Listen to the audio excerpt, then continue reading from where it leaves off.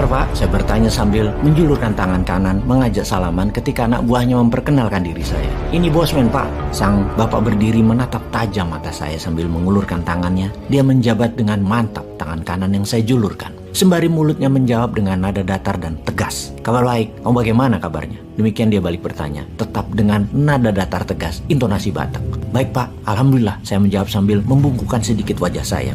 Bayangan saya teringat 30 tahun yang lalu sambil bertanya dalam hati, ini Bapak ingat gua nggak ya? Tapi pertemuan dahulu kan cuma sekilas, pakai nama code sign segala lagi. Pasti nggak berbekas di ingatannya. Ya sudah, saya pun tidak mempermasalahkan dialog pertanyaan di dalam hati saya tersebut. Apa kerja kau sekarang? Kalimat pertanyaan ini mengejutkan saya dan saya pun berpikir sekali lagi, dia ingat saya kali ya. Siap Bapak, masih yang sama, membangun wirausaha sektor keuangan kecil-kecilan. Sambil menjawab, otak saya berpikir, lebih baik basa-basi bicara di permukaan. Yang penting saya bisa gali balik data beliau. Itu adalah kebiasaan bawah sadar bagi seorang manusia yang mempunyai platform berpikir berdasar threat analisis. Semua dilihat dari sisi ancaman dulu. Ancaman itu bisa berkurang atau hilang kalau kita dapat data dengan tepat, dapat informasi dengan tepat hingga knowledge solusinya bisa tepat. Begitu knowledge-nya kepegang, maka jadi tenang pikirannya. Karena itu tidak heran kalau beliau yang latar belakangnya kuat di intelijen, beliau lebih memilih bertanya dan menggali informasi terlebih dahulu. Dan di sisi kita yang lagi digali, hadirkan informasi sebanyaknya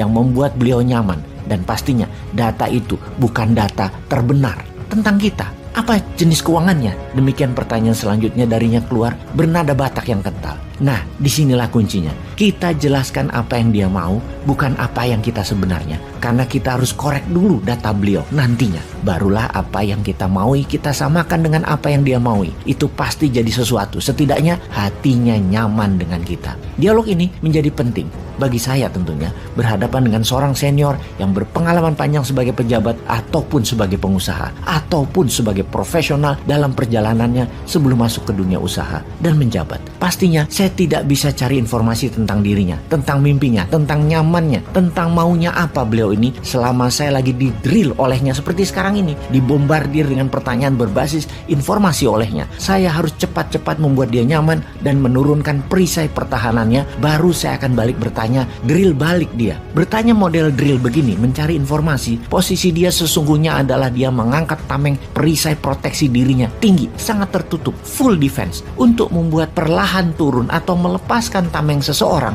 jawaban kita harus tepat. Saya pun menjawab, saya melihat peluang di bidang keuangan Pak. Karena untuk membuat Indonesia berdaulat, apa yang pemerintah lakukan sudah banyak, tapi tidak semuanya bisa teratasi. Masalah juga banyak. Jadi supaya pemerintah dan negara bisa maju dengan cepat dalam bidang ekonomi, menurut saya adalah bidang keuangan alternatif. Adalah salah satunya. Maka kami memfokuskan di sana Pak. Dan puji Tuhan, alhamdulillah, semua berjalan baik. Sangat baik bahkan. Kata puji Tuhan adalah terminologi yang pasti membuat dirinya nyaman. Di mana dia adalah seorang Nasrani, dia menerima kata tersebut pasti membuat dirinya nyaman. Saya memilih berasosiasi kata tersebut agar membuat dirinya nyaman. Dia tahu saya Islam. Dengan awal saya jelas mengatakan alhamdulillah ketika ditanya kabar. Dan terminologi kedua ini sengaja saya menggunakan kata puji Tuhan alhamdulillah yang sama arti harafiahnya. Sekali lagi, untuk menurunkan tameng pertahanannya dan berhasil. Sekilas mukanya berubah dengan sebuah kata puji Tuhan tersebut. Dia pun tersenyum tipis pas kata tersebut meluncur dari mulut si Sontoloyo ini. Kali ini intonasinya menurun. Usaha macam apa pula itu?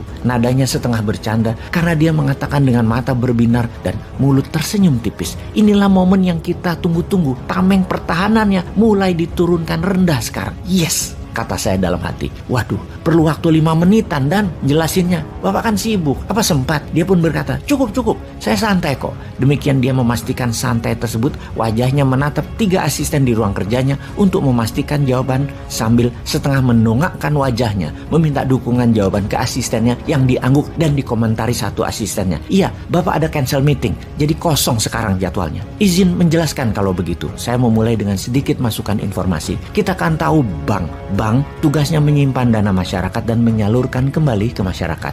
Menyimpan dalam hal ini menabung. Menyalurkan dalam hal ini masalah pembiayaan. Biasanya kredit. Bank dapat fee bunga dari kredit. Dan untuk mengcover beban bunga deposito nasabah tersebut. Itu dikenal dengan istilah lending atau pinjaman. Nah, yang kami bangun bukan lending Pak, tapi funding. dengan konsep bagi hasil usaha, di mana para investor kalau di bank, penabung yang menabung tadi risikonya kecil karena kerugian atas risiko pemberian kredit yang menanggung pihak bank sampai batas tertentu. Kalau sudah lewat batas, ya kolaps juga banknya. Di sisi bisnis ini, di mana untuk keamanan nasabah, pinjaman bank mewajibkan adanya jaminan atau kolateral. Kalau di usaha ECF urun dana, investor yang menanggung resikonya. Namun peluangnya untuk mendapatkan keuntungan bisa 3-10 kali dari bunga bank. Di sisi investor mendapatkan saham kepemilikan usaha. Investor juga harus teliti memilih usaha UKM yang mau diinvest. Di sini memerlukan kedewasaan investor. Wajahnya masih datar, kemudian mulai berkerut kening. Matanya menatap jauh, mikir rupanya dia.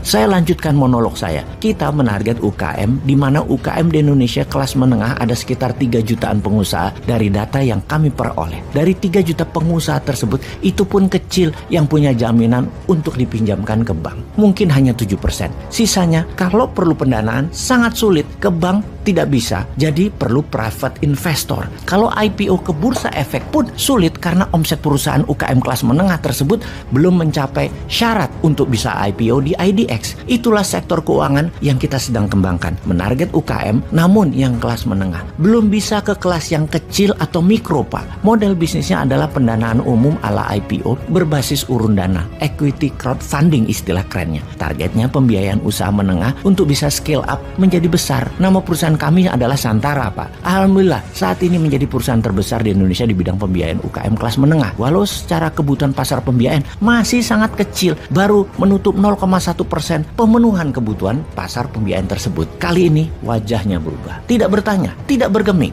Melihat hal itu saya memutuskan memberanikan diri menambah data. Mudah-mudahan data ini adalah data yang membuat dirinya lebih nyaman lagi. Ya, saya gambling aja untuk menambahkan informasi tersebut. Saya pun berkata, ide ini Pak, sebenarnya saya sangat terinspirasi bagaimana Tiongkok membangun negaranya dari dalam, di mana pembiayaan bisa melalui Shanghai Stock Exchange seperti Bursa Efek Indonesia atau IDX. Kita bangun Bursa Efek UKM dan Startup versi Shenzhen Stock Exchange. Mendengar kata Tiongkok, wajahnya kembali berubah, bahkan lebih sumringah dari sebelumnya. Dia pun mengangguk-ngangguk kepala. Lalu dia bertanya, lalu kamu mau apa untuk pemerintah bantu?